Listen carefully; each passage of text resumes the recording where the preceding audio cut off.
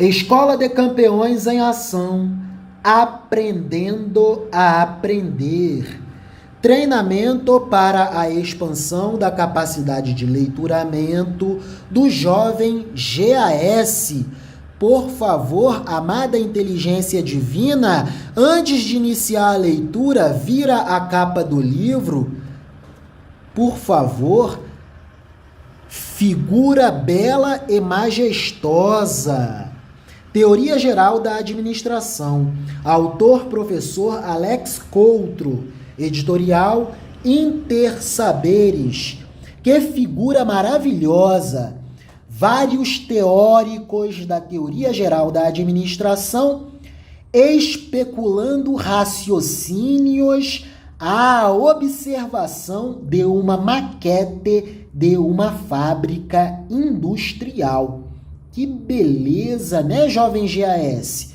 Isso traz para nós a sabedoria de que cada um de nós interage com a realidade a partir das informações que possui e a partir das experiências vivenciadas. Agora sim, vamos à leitura, por favor, amada inteligência divina, aspectos gerais da administração. Aspectos gerais da administração. O que é administração? O que os administradores fazem? Como posso ser um bom gestor? Essas são algumas das questões que muitos de nós, na profissão de administradores, fazemos bem mais que uma vez. E nem sempre nossas respostas são as mais convincentes para nós mesmos. A administração é arte e é ciência ao mesmo tempo. É a arte de fazer as pessoas mais eficazes do que teriam sido sem um administrador. E é ciência na medida em que busca descobrir como fazer isso. Portanto, é fundamental tornar os membros do grupo mais eficazes. É isso que faz com que o gestor seja valorizado. Competências básicas. Fundamentalmente, existem 4 competências básicas para uma boa gestão, a saber, planejamento, organização, direção e controle. Todas elas serão discutidas separadamente e em mais detalhes a seguir. Planejamento. Você já deve ter ouvido ou lido muitas vezes que planejar é o primeiro e o mais importante passo em qualquer tarefa de gestão. No entanto, também é um fato constatado e que facilmente podemos observar que o planejamento é, muitas vezes, pouco relevante na concepção de alguns gestores ou mesmo ignorado por outros. Essas posturas de grande parte de gestores denotam falta de conhecimento, porque, apesar de os detalhes de planejamento necessário em um empreendimento variarem de tarefa para tarefa, ignorar essa atividade é se expor a insucesso, exceto se a pessoa puder contar com a sorte.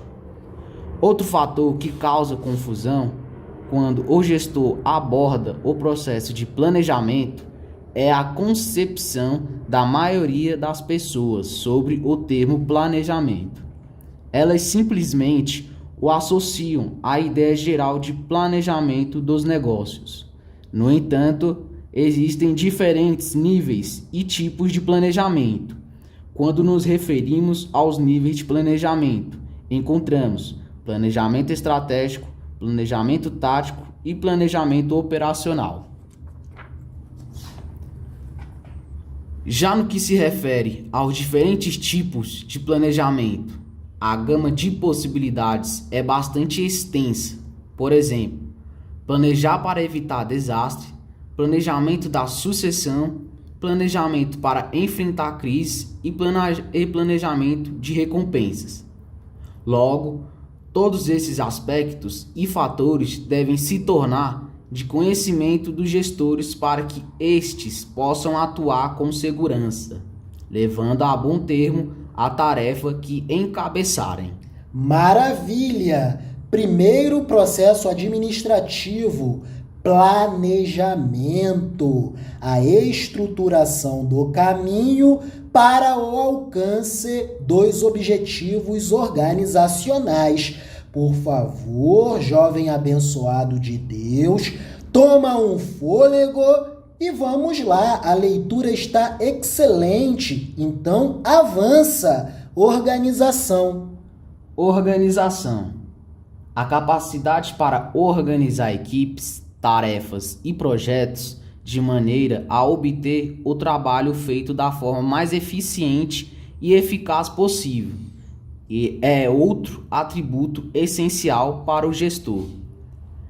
Essa capacidade pode ser aplicada em diversos âmbitos, pois ela é fundamental para organizar tanto um pequeno trabalho em equipe quanto um projeto com muitas equipes de diversas competências. Este último é normalmente necessário na organização de um departamento ou de uma nova divisão da empresa. Você pode estar se perguntando, mas isso não é planejamento? Realmente, há certa sobreposição de fatores conceituais e práticos entre o planejamento do trabalho e sua organização. Razão pela qual precisamos distinguir as respectivas abrangências. Enquanto o planejamento se concentra sobre o que precisa ser feito, a organização é focada em como fazer para obter o trabalho feito da melhor maneira possível. Além disso, dependendo da situação, podemos incluir nesse rol de ações a de delegar autoridade e responsabilidade para que tais tarefas sejam executadas. O gestor deve se lembrar de que raramente é suficiente organizar as coisas uma única vez. Como sempre ocorrem mudanças em relação a recursos, metas e fatores externos, consequentemente, o que observarmos é a necessidade constante de reorganizar as atividades para que se ajustem a tais mudanças. Maravilha! Vamos só reler a partir do início da página.